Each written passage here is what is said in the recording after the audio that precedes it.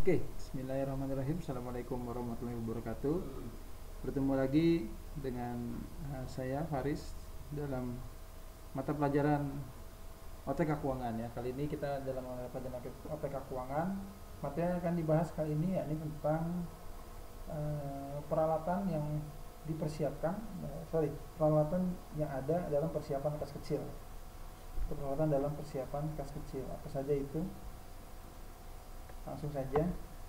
Yang pertama, kita sudah mengetahui bahwa kas kecil sendiri adalah sejumlah uang tunai yang disisihkan ya, tentunya oleh perusahaan, digunakan untuk memenuhi pengeluaran-pengeluaran yang jumlahnya relatif kecil. Nah, kita sudah membahas dari kemarin ya bahwa memang kas kecil itu adalah uang yang disisihkan, sebagian dana yang disisihkan untuk keperluan-keperluan yang bersifat kecil. Apa saja peralatan-peralatan yang dipersiapkan dalam persiapan kas kecil tadi? Yang pertama ada alat tulis ya. Alat tulis merupakan alat yang digunakan untuk kegiatan tulis-menulis di kantor ya. Alat tulis ini pada umumnya digunakan dengan menggunakan tangan dan dalamnya terdapat zat pigmen untuk membuat warna pada permukaan yang ditulis. Jadi artinya alat tulis ini digunakan untuk menulis-menulis, untuk mencatat pengeluaran ya, ataupun ada pemasukan dari kas kecil seperti itu, ataupun misalkan ada yang mengandung warna ya, tadi saya bilang seperti stabilo, itu untuk memberi tanda sesuatu ya. Jadi ada yang harus ditandai, ada yang harus misalnya ada yang harus ditandai biasanya dengan stabilo seperti itu. Lalu yang kedua ada ordner ya. Ordner ini dalam pengelolaan keuangan kantor berfungsi sebagai tempat untuk dokumen-dokumen, khususnya dokumen kas kecil ya. Jadi untuk penyimpanan dokumen-dokumen, khususnya dokumen kas kecil. Kalian juga sudah belajar kearsipan, bagaimana cara mengarsip dokumen-dokumen tadi ya, menggunakan ordner ini, sudah jelas ya. Gitu. Lalu ketiga ada buku kas. Ya, apabila perusahaan menggunakan metode pencatatan kas kecil secara konvensional itu artinya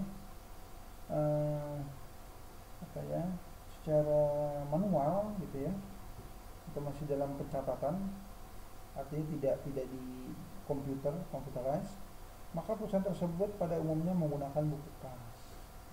Jadi ini khusus yang memang perusahaan-perusahaan yang belum menggunakan computerized dalam pengelolaan kasnya. Jadi seperti itu, yang memerlukan buku kas. Lalu ada lagi setelah itu komputer. Nah, ini komputer ini untuk perusahaan-perusahaan yang memang sudah pencatatan keuangan sudah computerized. Komputer banyak digunakan di berbagai perusahaan untuk melakukan kegiatan administrasi dalam kantor. Komputer memiliki peranan penting dalam tata kegiatan administrasi kantor. Dalam pengelolaan kas kecil, komputer digunakan untuk media pencatatan dan penyimpanan. Jadi keunggulan dari komputer ini adalah kita tidak perlu banyak dokumen ya dalam pencatatan kas seperti itu. Semua bisa disimpan dalam satu file.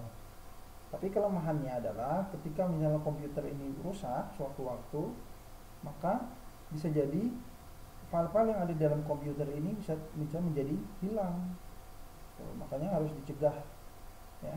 Sementara untuk buku kas tadi kan yang konvensional secara masih manual, belum computerized, kelebihannya adalah pencatatan bisa lebih terperinci karena memang itu dicatat langsung oleh si pemegang kas kecil seperti itu. Tapi kelemahannya adalah memang kalau nantinya si pemegang kas kecil tidak teliti, nah itu akan banyak terjadi kebocoran kemana-mana.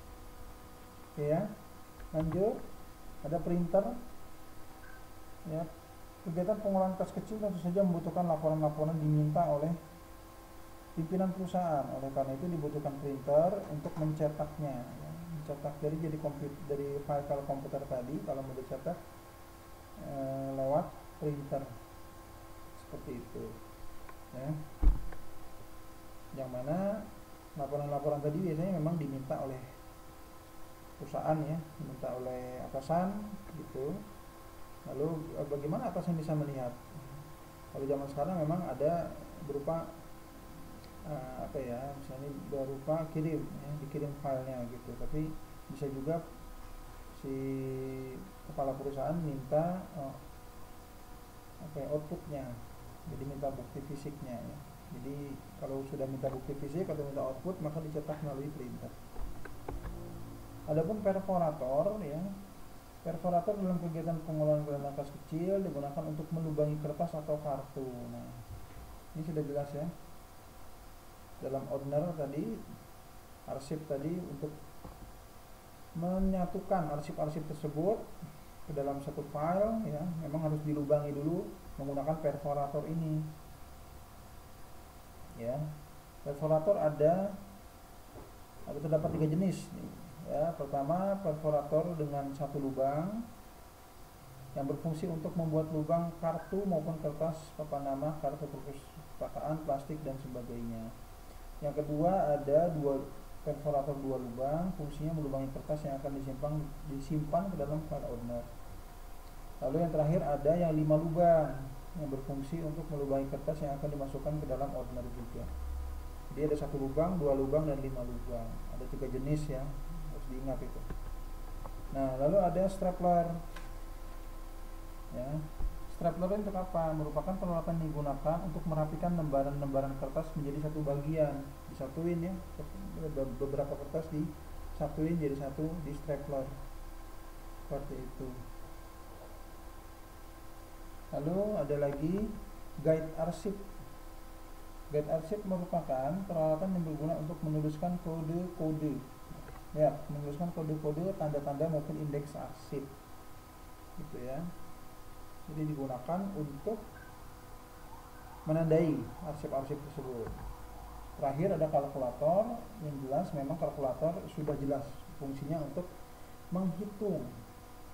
Ya, kalaupun nanti misalkan dimintai laporan pengeluaran kas kecil untuk apa saja ya, misalkan.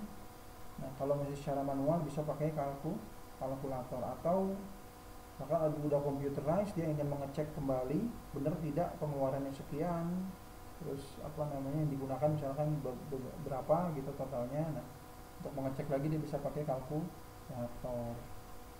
Oke, jadi sampai di situ dulu pembahasan kita kali ini. Kurang lebihnya mohon maaf. Kalau ada yang ditanyakan silahkan bisa wapri ke saya. Terima kasih. Assalamualaikum warahmatullahi wabarakatuh.